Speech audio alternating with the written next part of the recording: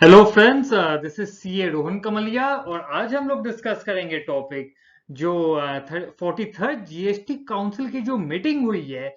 कब हुई है वो 28 मई 2021 को जीएसटी काउंसिल की मीटिंग हुई है जिसमें कुछ इंपॉर्टेंट डिसीजंस लिए गए हैं। तो वो कैसे और क्या है ये डिस्कस करते हैं, एक ओवरव्यू देखते हैं। तो इसमें पहला जो डिसीजन लिया गया है वो एमनेस्टी स्कीम से रिलेटेड लिया गया है। फिर इसमें लेट फीस जो लगती है रिटर्न्स पे, उसको भी कुछ मैक्सिमम लिमिट उसमें लगाई गई है। जो रिटर्न्स की जो लेट फीस लगती है उसमें फिर कुछ रिलीफ प्रोवाइड किए गए हैं for the month of March 2021, April and May 2021 के लिए लेट फीस और इंटरेस्ट में भी कुछ रिलीफ प्रोवाइड किए गए हैं और कुछ चेंजेस लाए गए हैं। फिर वो लोग ने एनुअल रिटर्न की भी बात कही है, उसमें भी एनुअल रिटर्न से भी रिलेटेड कुछ क्लैरिफिकेशन लाए गए हैं। फिर रूल 36(4) जो है उसमें भी कुछ रिलीफ लाई गई है और कुछ अदर नोटिफिकेशन है। तो चलिए हम लोग सबको वन बाय वन डिस्कस करते हैं। तो पहला एमनेस्टी स्कीम, ये क्या है इस पे हम लोग बात करते हैं। ये है आपको जुलाई 2017 से लेके अप्रैल 2021 तक जिन्होंने भी अपने रिटर्न फाइल नहीं की है, जिन्होंने भी इस पीरियड के बीच में जिनकी भी रिटर्न फाइल करनी बाकी है, और रिटर्न भी कौन से, सिर्फ 3B। तो 3B पे क्या होती है, 50 रुपीज पर डे के हिसाब से लेट फीस लगती है। तो इस पे गवर्नमेंट ने क्या किया है, इस पे मैक्सिमम लिमिट लगा दी गई है, 500 रुपीज पर रिटर्न की मैक्सिमम लिमिट लगा दी गई है। तो जिनकी नील टैक्स लाइबिलिटी है, जिनकी नील रिटर्न जानी है, उन्हें सिर्फ 500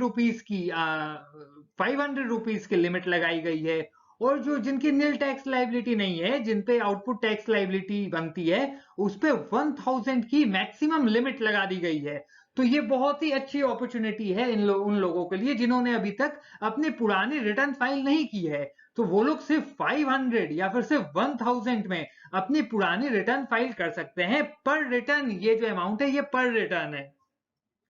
और इसमें भी जो है ये स्कीम कब से कब तक है, तो ये स्कीम जो है ये फर्स्ट जून 2021 से 31 अगस्त 2021 तक के लिए है। इस पीरियड के बीच में अगर आप इन पीरियड का जुलाई 17 से लेके अप्रैल 21 की रिटर्न फाइल करते हैं तो आपको बहुत ही कम लेट फीस में आप ये रिटर्न फाइल कर पाएंगे। और ये अपॉर्चुनिटी आपको बार बार नहीं मिलेगी। तो जिन लोगों ने भी अभी तक अपनी रिटर्न फाइल नहीं की है पुरानी, तो वो अपनी लेट फीस कम देके रिटर्न फाइल कर सकते हैं।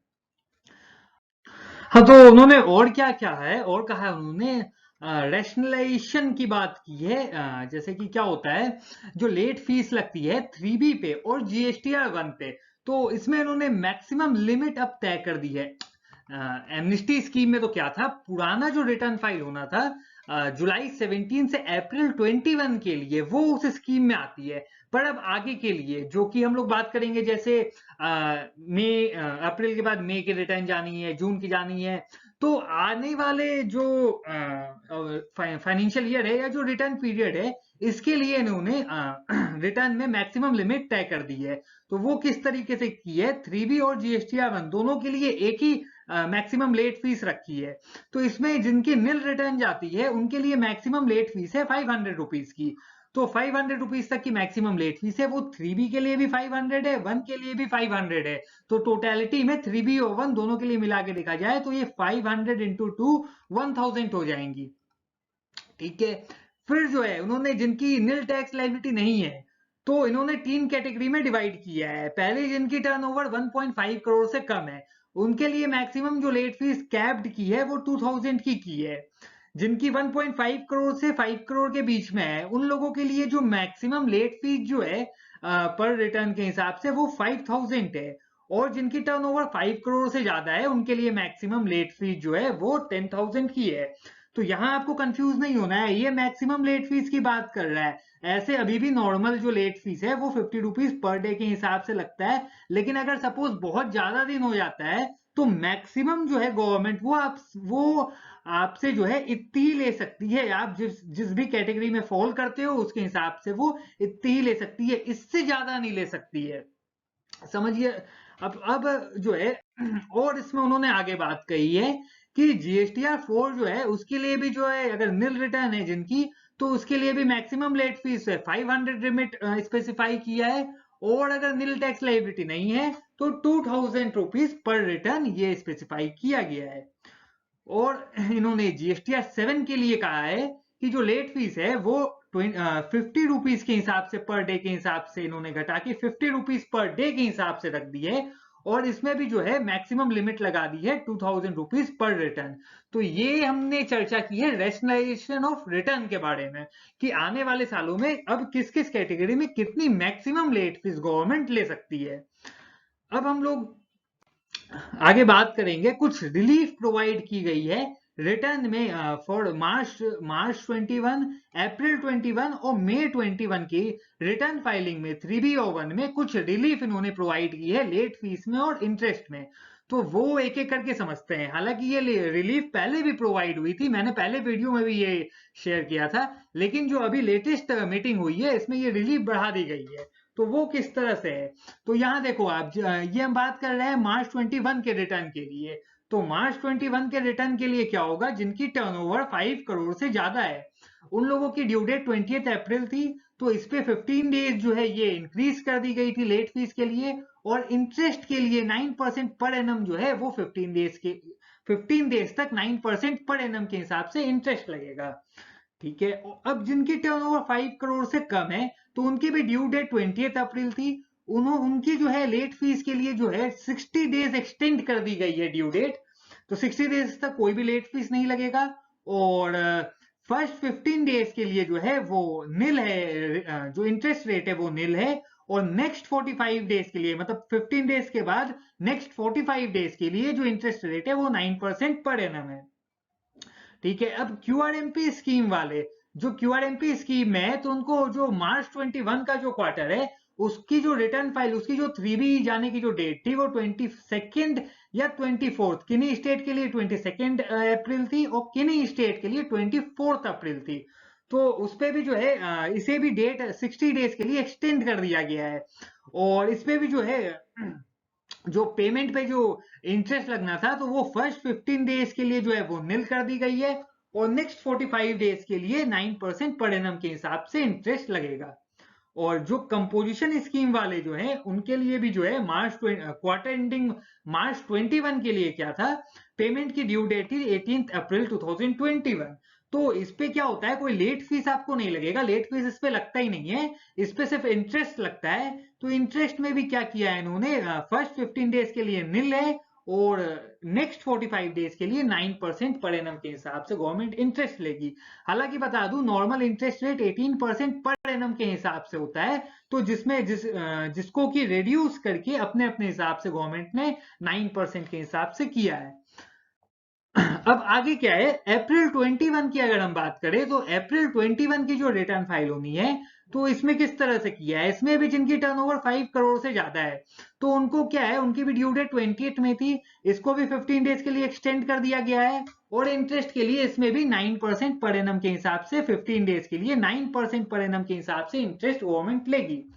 और जिनकी टर्नओवर 5 करोड़ से कम है उनकी 20th में ड्यू डेट जो है वो 20th में है, जिसकी 45 डेज जो है, जो ड्यू डेट बढ़ा दी गई है लेट फीस के लिए, ड्यू डेट 45 डेज इंक्रीज कर दी गई है। और इंटरेस्ट की भी बात करें तो इस पे अप्रैल के लिए इंटरेस्ट है फर्स्ट 15 डेज के लिए जो है वो निल है, और नेक्स्ट 30 डेज के लिए, यहाँ 30 डेज है, 30 डेज के लिए 9% पर एनम के हिसाब से इंटरेस्ट रेट लगेगा। फिर जो क्यूआरएमपी स्कीम में जो लोग हैं उनको पेमेंट जो है वो पीएमटी 06 से जिनको पेमेंट करना है उनकी जो ड्यू डेट है वो 25 मई 2021 है, जिसपे कोई लेट फीस तो वैसे भी नहीं लगता है, लेकिन इंटरेस्ट के लिए 15 डेज के लिए यहाँ भी नील है, और नेक्स्ट 30 डेज के लिए 9% पर एनम के हिसाब से इंटरेस्ट लगेगा।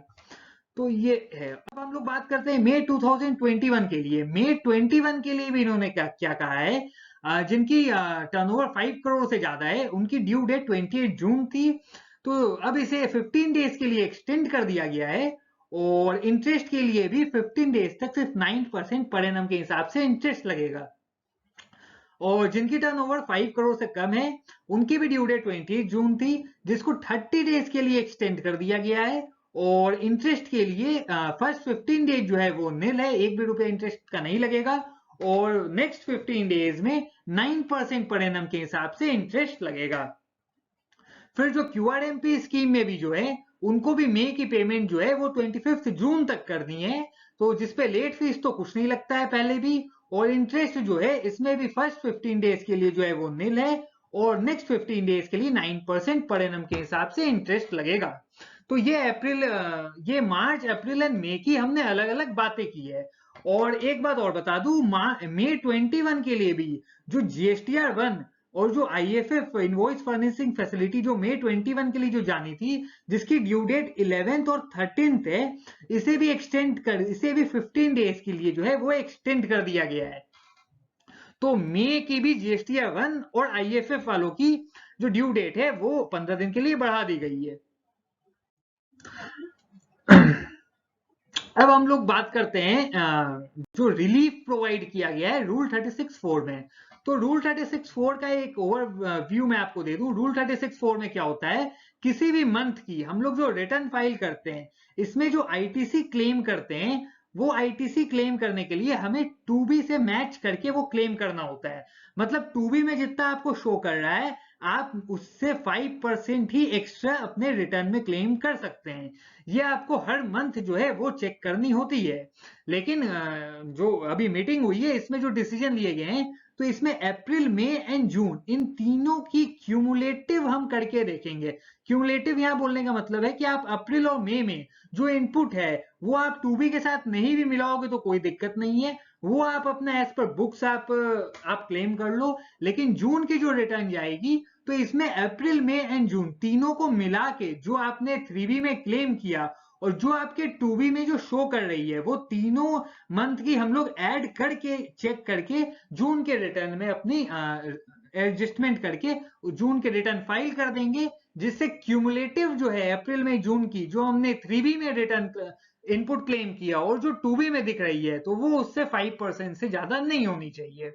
तो ये 36(4) की रिलीफ दी गई है।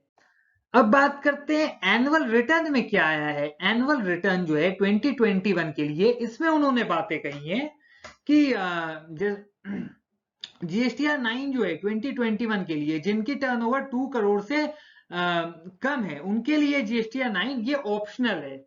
और जिनकी 2 करोड़ से ऊपर है टर्नओवर, उन्हें जीएसटीआर 9 फाइल करना कंपलसरी है।